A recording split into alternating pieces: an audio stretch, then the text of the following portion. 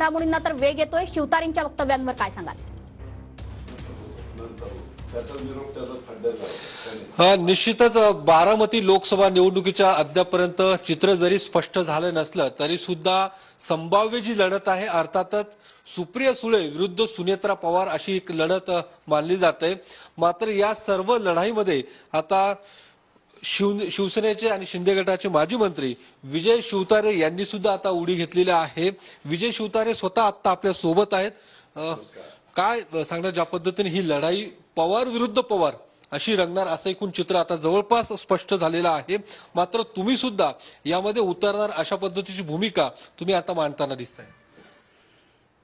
अगोदरच मी महाराष्ट्राच्या जनतेला सांगू इच्छितो की बारामती लोकसभा मतदारसंघ हा देशातील 543 लोकसभा मतदारसंघातील एक मतदारसंघ आहे देशाचा।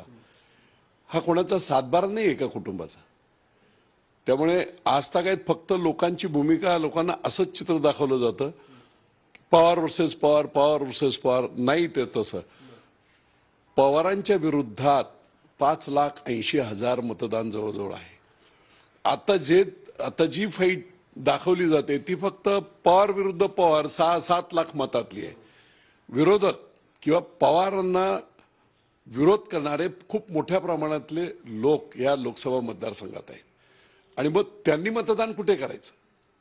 आज प्रश्न प्रत्येक ठिकाणी मला लोक विचारायला लागले की हे किंवा हे बापू आपल्याला तर आपलं इतका अपमान केला अजित पवारांनी, कसा निवडून येतो असं चॅलेंज करून हे केलेले 6 पक्ष एकत्र करून कट कारस्थाने केलेली आहेत। अशा पद्धतीने जेव्हा अजित पवार या पुरंदरच्या लोकांशी आणि जनतेशी वागलेले आहेत, आम्ही त्यांना मतदान कसं करणार, महायुती असो किंवा काही असो। त्यामुळे कोणत्याही परिस्थितीमध्ये अजित पवारांना मतदान करण्याच्या मानसिकतेमध्ये बरेच लोक नाही आहेत। ॲट द सेम टाइम 15 वर्ष सुप्रिया सुळेंनी काही काम केलं नाही। संसद रत्न वगैरे ठीक आहे, संसदेमध्ये भाषण करून विकास होत नाही हे तर त्यांच्या बंधूंनी देखील सांगितलेलं आहे। कुठेही 5-10-20 लाखाची कामं सुद्धा नाहीत। मोठे प्रकल्प लोकसभेच्या खासदार म्हणून त्यांनी जे काही मोठे प्रकल्प सेंट्रल गव्हर्नमेंटचे आणायला पाहिजे होते आणि ते वेगवेगळ्या भागात आणायला पाहिजे होते। पुरंदरला एखादा प्रकल्प, भोरला एखादा, सगळे प्रकल्प बारामतीमध्ये। त्यामुळे तुम्ही फक्त बारामती विधानसभेचे किंवा बारामती शहराचेच लोक खासदार आहात का अशी परिस्थिती, विदारक परिस्थिती आहे। आणि त्यामुळे लोकांची मानसिकता आहे, जरी महाविकास आघाडी आणि महायुती असा जरी हे असला, 100% नरेंद्र मोदी पंतप्रधान पुन्हा झाले पाहिजेत या मताचा मी देखील आहे। आणि आमचं श्रद्धास्थान खरोखर मनापासून हे आता नरेंद्र मोदीच आहे। पण निव्वळ अजित पवार इकडे आले आणि म्हणून आता कित्येक लोक असं म्हणतात की आम्ही भाजपमध्ये का गेलो, आम्ही शिवसेनेमध्ये का आलो, की यांच्या जाचाला कंटाळून, यांचं प्रचंड दादागिरी याला कंटाळून आम्ही इथे आलो। आणि आज त्यांनाच मतदान करायला जर भाजप आम्हाला सांगत असेल तर आम्हाला ते मान्य नाही। ही भूमिका सगळ्या मतदारसंघामध्ये आहे, इंदापूर, दौंड, भोर, खडकवासला, पुरंदर, सर्वच ठिकाणी। आणि त्यामुळे मग लोकशाहीमध्ये डॉक्टर बाबासाहेब आंबेडकरांनी दिलेला जो अधिकार आहे आणि लोकांना आपल्याला पाहिजे तो माणूस निवडण्याचा जो अधिकार आहे त्याला संधी दिली पाहिजे। आणि म्हणून या दोन पवारांच्या जरी त्यांची लढाई असेल, विजय शिवतारे निश्चितपणे या लढाईत उतरणार म्हणजे याचा अर्थ तुम्ही अपक्ष निवडणूक लढवणार आहात बारामती लोकसभा मतदारसंघातून, नेमकं काय असतं ते स्पष्ट सांग। आता ह्या कंडिशनला आता मला माहित नाही उद्या काय होत आहे, वरिष्ठ नेते काय निर्णय घेत आहेत, एकनाथ शिंदे काय निर्णय घेत आहेत, देवेंद्र फडणवीस त्यांचं मत काय, या सगळ्या चर्चा होतील। पण मी अशा पद्धतीने प्रस्थापित 50 वर्ष आम्हाला ज्यांनी हे केलंय अशा लोकांना परत निवडून देण्याची मानसिकता लोकांची नाही आहे।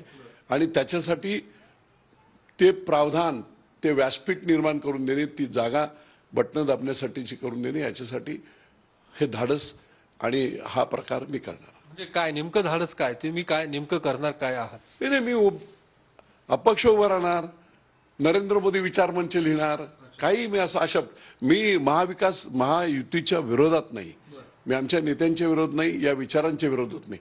आमचा विरोध हा पवारांना आहे आणि त्या विरोधासाठी लोकांना संधी तर मिळाली पाहिजे ना। लोक आता इतके संभ्रमित आहेत, इकडून ह्याचा प्रचार, तिकडून त्यांच्या गाड्या फिरतायत, सगळं होतंय. दुसऱ्या बाजूचा विचार कोणी करायलाच तयार नाही लोकशाहीमध्ये.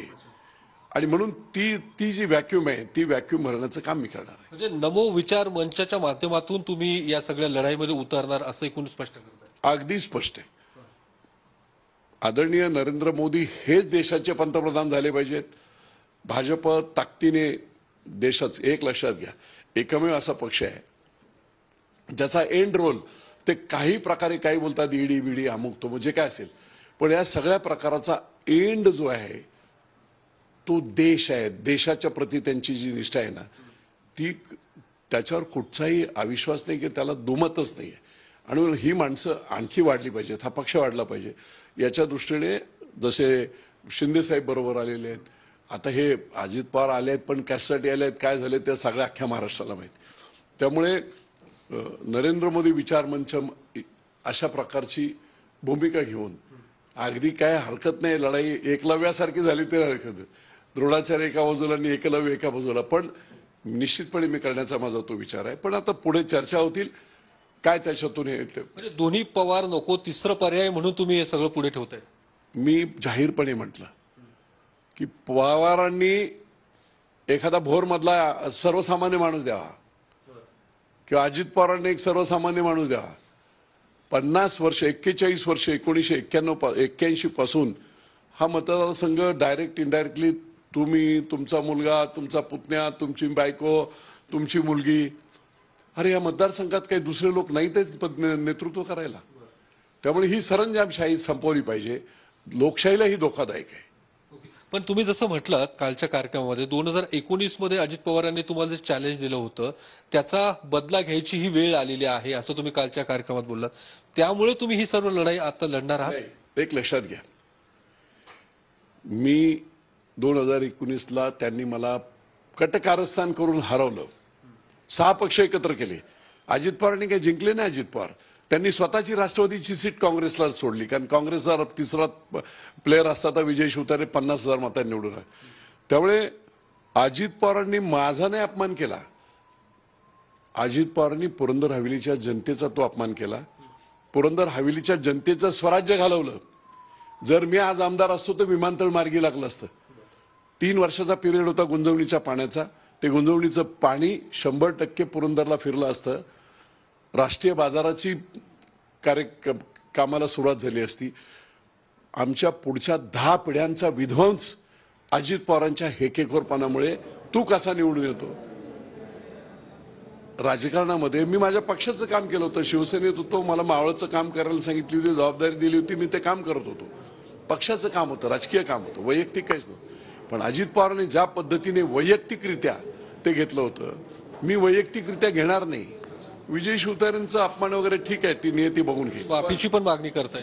माफी मागावी अशी तुम्ही मागणी करताय. 100%.